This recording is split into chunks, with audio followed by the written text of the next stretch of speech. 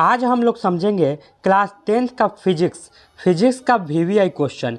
वो VVI question जो class 10th के एग्ज़ाम में इस साल 2023 में आने की बहुत ज़्यादा संभावना है। तो मैं आप लोगों का बिना टाइम गवाए ये वीडियो को चालू करता हूँ। आप लोगों को मैं बता दूं कि आप पहले से जो क्वेश्चन को जानते होंगे, आप लोग आगे बढ़ के दूसरा क्वेश्चन देख लीजिएगा। आप लोगों के लिए एक ही वीडियो में पूरा फिजिक्स कंप्लीट कराया जाएगा, शॉर्ट क्वेश्चन और लॉन्ग क्वेश्चन पूरा। तो आप लोग इस वीडियो को देख लेते हैं तो आपका फिजिक्स कंप्लीटली कंप्लीट हो जाएगा। जो क्वेश्चन आप जानते होंगे उस क्वेश्चन को बिना टाइम गवाए आगे आप लोग बढ़ जाइएगा, कोई दिक्कत की बात नहीं है। टाइम बर्बाद करने की कोई ज़रूरत नहीं है। अब वो टाइम नहीं रहा कि आप लोग टाइम बर्बाद करके हर एक लाइन को पढ़ें। आप लोगों को बस समझने की ज़रूरत है कि एग्ज़ाम में कैसे समझ के आप लोग अपना एग्ज़ाम अच्छे से दे सकते हैं। देखिए, पहला नंबर क्वेश्चन कहता है क्या कि प्रकाश के परावर्तन के नियम को लिखे। तो प्रकाश के परावर्तन के दो नियम होते हैं। देखिए उत्तर, प्रकाश के परावर्तन के दो नियम हैं। पहला, आपतित किरण, परावर्तित किरण और आपतन बिंदु पर डाला गया लंब तीनों एक ही तल में होता है। और दूसरा होता है आपतन कोण, परावर्तन कोण, आपतन कोण I और परावर्तन कोण R। आप लोग जानते हैं ना, ऐसे बनता है आपतन कोण और परावर्तन कोण। आप लोग जानते हैं यहाँ का कोण बनता है अविलंब से होकर कोण होता है I और R। आई आर बनता है आपतन कोण I और परावर्तन कोण R के बराबर होता है, अर्थात I बराबर कोण R। ये हम लोगों का पहला का आंसर हो जाएगा। दूसरा नंबर क्वेश्चन देखते हैं। ये टॉप वीवीआई क्वेश्चन है, वो वीवीआई क्वेश्चन जो आपके एग्जाम में आने की बहुत ज़्यादा संभावना है। देखिए दूसरा नंबर क्वेश्चन हमारा कहता है क्या, गोलीय दर्पण क्या है, यह कितने प्रकार के होते हैं। गोलीय दर्पण, आंसर देखिए, गोलीय दर्पण को कहते हैं, क्वेश्चन समझिए, जिसका परावर्तन सतह किसी खोखले गोले के भाग का हो। यह दो प्रकार के होते हैं, अवतल दर्पण और उत्तल दर्पण। आप लोगों को एक वीडियो में बताया हुआ था मैंने कि एक गोलीय दर्पण को काट के अवतल और उत्तल बनाया जाता है। आप वीडियो देख लीजिएगा, मैंने वीडियो को बहुत डिटेल से समझाया हुआ है। 12 या 17 मिनट का वीडियो होगा, डिस्क्रिप्शन में मैं लिंक डाल दूंगा, आप लोग देखिएगा। तीसरा नंबर क्वेश्चन देखते हैं। हमारा कहता है गोलीय दर्पण की वक्रता त्रिज्या R, त्रिज्या को R करते हैं और फोकस दूरी F में संबंध स्थापित करें। तो गोलीय दर्पण की वक्रता त्रिज्या फोकस दूरी की दोगुनी होती है। आप लोग जानते हैं ऐसे बनता है, जब ऐसे बनता है, मान लीजिए ये हो गया, यहाँ पे हो गया त्रिज्या हो जाएगा R हो जाएगा, तो यहाँ पे फोकस हो जाएगा, उसका आधा होता है। तो R = 2F हो जाता है, यानी फोकस को दोगुना करेंगे तो त्रिज्या बनता है। चौथा नंबर क्वेश्चन पे हम लोग आते हैं। प्रकाश के अपवर्तन के नियम। प्रकाश के अपवर्तन के नियम क्या है। ये सारा क्वेश्चन आप लोगों के लिए 20 क्वेश्चन तैयार किया गया है, इंपॉर्टेंट क्वेश्चन। आप लोग गौर से देखिएगा 20 क्वेश्चन, ये 20 क्वेश्चन में से आने की आपकी पूरी संभावना है दोनों सीटिंग का। देखिए, प्रकाश के अपवर्तन के दो नियम हैं। देखते हैं, आपतित किरण, अपवर्तित किरण और आपतन बिंदु पर डाला गया लंब तीनों एक ही तल में होता है। आप लोग जानते ही हैं ये फिगर कि आपतित किरण, परावर्तित किरण और आपतन बिंदु में डाला गया लंब तीनों एक ही तल में होता है। दूसरा नंबर कहता है, इसका दूसरा एक और होता है, प्रकाश के किसी खास वर्ण के लिए आपतन कोण की ज्या यानी साइन जानते हैं ना, परावर्तन कोण की ज्या यानी साइन R, साइन I और साइन R। यहाँ पे साइन I और साइन R का अनुपात हमेशा एक ही नियतांक में होता है, यानी साइन I बट्टा साइन R। आप लोग जानते हैं साइन I बट्टा साइन R, आप लोग जानते हैं इसको स्नेल का नियम भी कहते हैं और म्यू का मान भी कहते हैं। इस टाइप का मैंने वीडियो बहुत सारा बनाया हुआ है, आप लोग एक बार देखिएगा, यह एक नियतांक होता है। पांचवा नंबर क्वेश्चन देखिए, उत्तल लेंस और अवतल लेंस में क्या अंतर है। इसका देखिए टॉपिक ऐसे, जब अंतर की अगर बात करें तो आप एग्जाम में दो भाग कर दीजिएगा। एक तरफ लिख दीजिएगा उत्तल लेंस, दूसरे तरफ लिखिएगा अवतल लेंस। आप लोग क्या करिएगा, क्वेश्चन जब भी खत्म होगा तो पेंसिल उठा के नीचे एक लाइन खींच दीजिएगा, ताकि दो क्वेश्चन अलग अलग भागों में रहे। देखिए, उत्तल लेंस किनारे की अपेक्षा बीच में मोटा होता है। उत्तल आप लोग जानते हैं, उत्तल चश्मा वाला बतलाए हुए थे, आप लोग वीडियो को देखिएगा, समझ आ जाएगा डिटेल से। उत्तल लेंस किनारे की अपेक्षा बीच में मोटा होता है, अवतल लेंस बीच की अपेक्षा किनारे पे मोटा होता है, बीच में थोड़ा सा पतला होता है। और उत्तल लेंस ऋणात्मक में होता है, आप लोगों को पता है। देखिए उत्तल लेंस में देखिए इसकी फोकस दूरी धनात्मक होती है और अवतल लेंस में देखिए इसकी फोकस दूरी ऋणात्मक होती है, यानी कि ये प्लस में होता है, ये माइनस में होता है। गौर से एक एक बातों को मेरी समझिएगा तो गौर से पूरा आप लोगों को सही सही बनेगा। देखिए तीसरा नंबर क्वेश्चन कहता है, तीसरा कहता है इसी का टॉपिक, इसमें वास्तविक तथा काल्पनिक दोनों प्रतिबिंब बनता है। और इसमें देखिए इसमें केवल काल्पनिक प्रतिबिंब बनता है, प्रतिबिंब मतलब परछाई की बात करता है। छठा नंबर क्वेश्चन देखते हैं, दृष्टि दोष क्या है, यह कितने प्रकार के होते हैं। देखिए दृष्टि दोष क्या है और ये कितने प्रकार के होते हैं। जब सामान्य नेत्र अपनी समंजन क्षमता खोकर निकट या दूर स्थित वस्तु को सुस्पष्ट यानी साफ साफ नहीं देख पाता है, उसे दृष्टि दोष कहते हैं। यह 3 प्रकार के होते हैं। पहला निकट दृष्टि दोष, दूर दृष्टि दोष। आगे देखिए 7वां नंबर क्वेश्चन कहता है प्रत्यावर्ती धारा और दिष्ट धारा। प्रत्यावर्ती धारा को एसी कहते हैं, यहाँ पर मैंने लिख दिया है, और दिष्ट धारा को डीसी कहते हैं। प्रत्यावर्ती धारा और दिष्ट धारा में अंतर की बात जब भी आता है तो 2 भागों में बांट दीजिएगा आप कॉपी को, तब जाके सॉल्व करिएगा। देखिए यहाँ पर पहला कहता है क्या, पहला नंबर इसमें देखिए यह ज़्यादा दूरी तय करता है और यह इधर देखिए दिष्ट धारा में ये ज़्यादा दूरी नहीं तय करता है। आप लोग देख लीजिए, इसको चाहे तो आप लोग नोट भी कर सकते हैं। और दूसरा इसमें कहता है क्या, प्रत्यावर्ती धारा का दूसरा, इसे आसानी से डीसी में बदला जा सकता है, यानी एसी को हम डीसी में बदल सकते हैं लेकिन डीसी को एसी में नहीं बदल सकते हैं। याद करते चलिए। तीसरा कहता है इसे सेल में संचित नहीं किया जा सकता है। सेल मतलब बैटरी में संचित नहीं किया जा सकता है, यार इसे सेल में संचित किया जाता है, यानी डीसी को बैटरी में रखा जाता है। आप लोग को पता ही है डीसी बैटरी में रखा जाता है, और एसी आप लोगों के घर में जो करंट आता है उसको एसी कहते हैं। 3 आप लोग लिख सकते हैं आसानी से। आगे देखिए 8वां नंबर क्वेश्चन, प्रकाश का वर्ण विक्षेपण क्या है। प्रकाश का वर्ण विक्षेपण क्या है। जब प्रकाश की किरण प्रिज्म से होकर गुजरती है तो वह अपने 7 वर्णों में यानी 7 रंगों में भी बोल सकते हैं विभक्त हो जाती है। इसे ही प्रकाश का वर्ण विक्षेपण कहते हैं। जब प्रकाश की किरण प्रिज्म से होकर गुजरती है, देखिए प्रिज्म ऐसे बनता है, आप लोग जानते होंगे प्रिज्म में 5 सतह होता है, ध्यान रखिएगा। और प्रकाश की किरण यहाँ से अगर आती है तो ये प्रिज्म से होकर गुजरती है, और प्रिज्म से होकर गुजरने के बाद ये 7 रंगों में विभक्त होती है। और सबसे ज़्यादा विचलित बैगनी होती है और सबसे कम विचलित होता है लाल सबसे कम विचलित होता है, बैगनी सबसे ज़्यादा विचलित होता है। आगे हम लोग बढ़ते हैं। ओम के नियम को लिखिए। ओम का नियम देखिए क्या कहता है, ये भी बहुत ज़्यादा इंपॉर्टेंट क्वेश्चन है। सारा इंपॉर्टेंट मैं क्वेश्चन आप लोगों को करा रहा हूँ। यदि किसी चालक का ताप अपरिवर्तित रहे तो उसमें प्रवाहित विद्युत धारा उसके सिरे पर आरोपित विभवांतर के समानुपाती होता है। आप लोग इसको याद कर सकते हैं। इधर देखिए समानुपाती का साइन ये हो जाएगा, और ये हो गया विद्युत धारा किसके समानुपाती होता है, विभवांतर के समानुपाती होता है। नोट कर सकते हैं, आराम से याद कर सकते हैं। देखिए 10वां नंबर क्वेश्चन कहता है विद्युत धारा किसे कहते हैं। किसी चालक में इलेक्ट्रॉन के प्रवाह की दर को विद्युत धारा कहते हैं।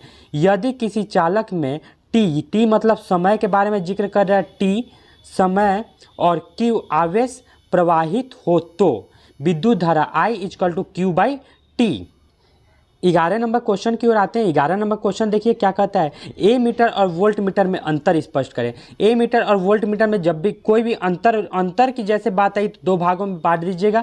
वैसे ही एक तरफ लिख दीजिएगा ए मीटर, एक तरफ लिख दीजिएगा वोल्ट मीटर। पहला देखिए ए मीटर से विद्युत धारा को मापा जाता है, और वोल्ट मीटर से विद्युत धारा को मापा जाता है, विभवांतर को मापा जाता है। आगे बढ़ते हैं। इधर देखिए ए मीटर का दूसरा, इसे श्रेणी क्रम में जोड़ा जाता है, और इधर देखिए वोल्ट मीटर में दूसरा, इसे 500 क्रम में जोड़ा जाता है। इधर आइए तीसरा नंबर, इसका निरूपण ए से किया जाता है। निरूपण मतलब इसका साइन ए से दिखाया जाता है, और इसका निरूपण भी से दिखाया जाता है, इसका साइन भी से दिखाया जाता है। 3 को आप लोग एग्जाम्पल लिख सकते हैं, कोई दिक्कत की बात नहीं है। आगे हम लोग आते हैं अगला नंबर क्वेश्चन की ओर।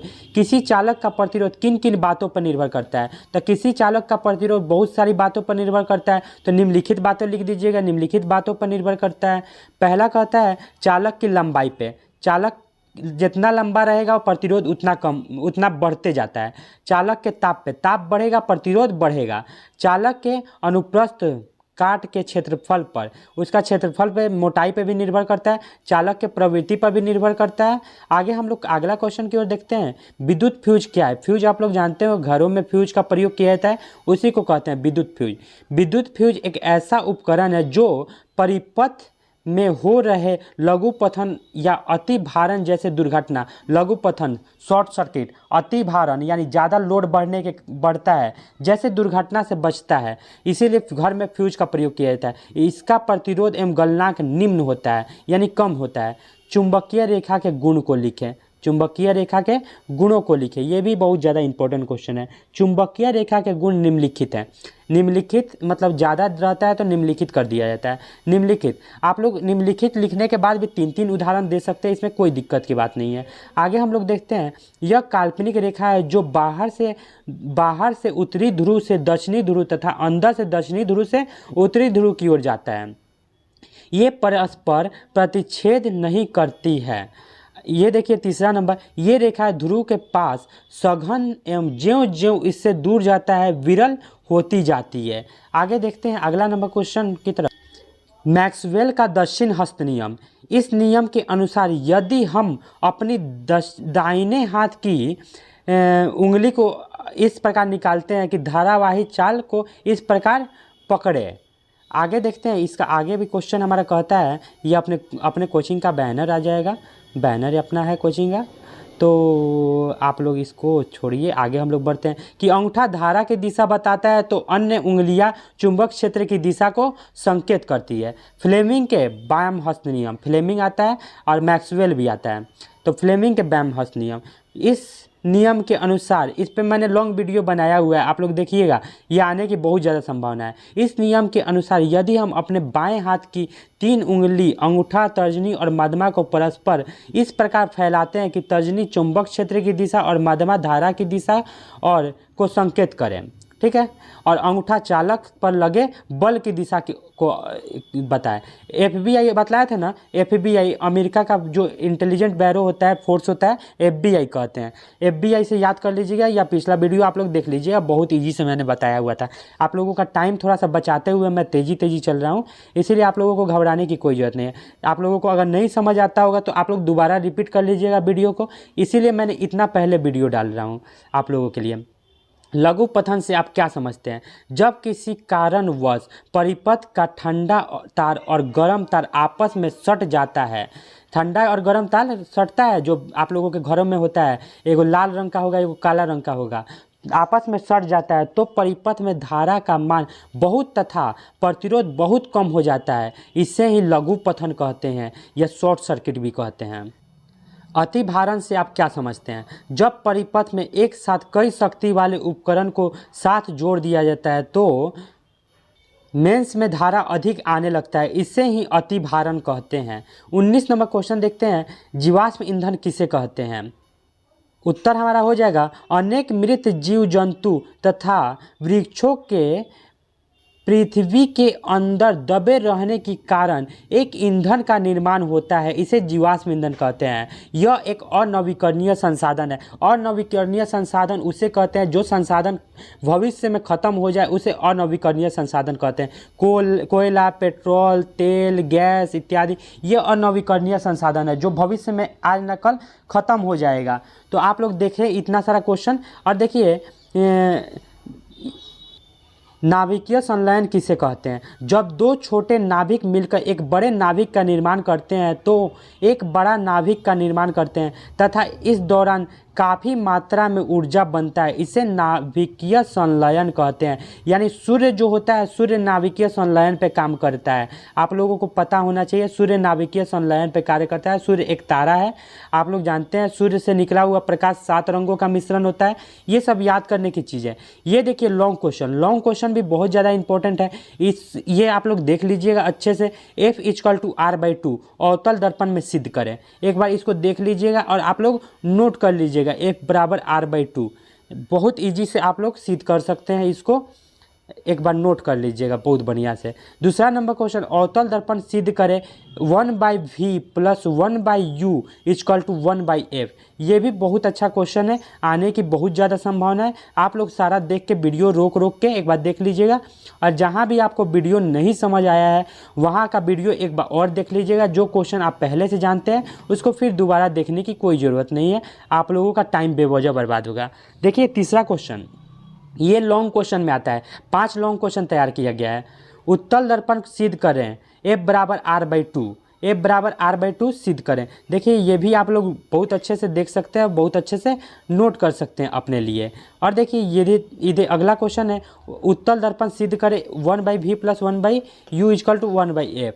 देख लीजिए बढ़िया से, आप लोग इसको नोट कर सकते हैं वीडियो को रोक के, चाहे तो आप लोग स्क्रीनशॉट भी ले सकते हैं, आप लोग समझदार हैं। अवतल दर्पण सिद्ध करें 1/v minus 1/u equal to 1/f। अवतल दर्पण में आप लोग नोटिस किए हैं कि अवतल दर्पण में माइनस होता है, मैंने पहले बतलाया था, और उत्तल दर्पण में प्लस होता है। आगे हम लोग देखते हैं, बढ़ते हैं। ये अपने कोचिंग का बैनर रह जाएगा। देखिए पेपर में आया हुआ था, एक दिन मैंने कराया हुआ था, एक दिन में पूरा मैथ को ख़त्म करा दिया था, तो पेपर में आया हुआ था, पेपर का ये फ़ोटो है। तो आप लोग इसको भी देख सकते हैं, थोड़ा सा आप लोग समझ सकते हैं कि कितना है अपना कोचिंग का क्रेज, आपके सर का कितना है। तो आगे देखते हैं हम लोग बिना टाइम गवाए आगे क्वेश्चन की ओर। उत्तल दर्पण को सिद्ध करें 1/f equal to 1/v equal minus 1/u। तो इसको भी आप लोग बढ़िया से देख लीजिए। ये सिद्ध करने में से आपको एक आएगा आपके सिटिंग में, जो बनाना पड़ेगा आपको ओम के नियम को सत्यापन करने के लिए। ओम का नियम ऊपर मैंने बताया हुआ है, किसी चालक का ताप परिवर्तन ना हो तो उससे प्रवाहित धारा उसके सिरों पर आरोपित विभवांतर के समानुपाती होता है। आई समानुपाती है भी। आगे सत्यापन देख लीजिए, आप लोग देख लीजिए, याद कर लीजिए, इसको नोट कर लीजिए। बहुत अच्छा क्वेश्चन है, आपके एग्जाम में आने की संभावना है। देखिए विद्युत मोटर के सिद्धांत तथा विद्युत मोटर का सिद्धांत, उसका कार्य स्पष्ट करना है। विद्युत मोटर में विभक्त वलय का क्या महत्व है, इसके बारे में है। देखिए ये विद्युत मोटर है, दोनों तरफ चुंबक लगा रहता है। ये चुंबक है, ये चुंबक है, बीच में ही इसको घुमाया जाता है तो लगता है चुंबक के कारण घूमने और इलेक्ट्रिसिटी निकलने लगता है। तो आप लोग इसका फिगर एग्जाम में बनाना पड़ेगा आपको, और सिद्ध करे भी आप लोग देख सकते हैं, बहुत अच्छे से एकदम इजी से देख सकते हैं, और आप नोट कर सकते हैं। ये आपका फिजिक्स था। फिजिक्स कंप्लीटली आपको ख़त्म कर दिया गया। आपको जहाँ भी प्रॉब्लम अगर लगता होगा तो आप एक बार देख लीजिएगा, इसी में से आपके एग्जाम में आने की पूरी संभावना है। एक वीडियो में मैंने ख़त्म कर दिया, तो आप लोग एक बार वीडियो को लाइक कर दीजिए, अपने छोटे भाई बहन दोस्त यार सबके साथ शेयर करिए, ताकि सब कोई पढ़े और सब कोई बढ़े। तब तक के लिए जय हिंद। अगला वीडियो का इंतज़ार करिए।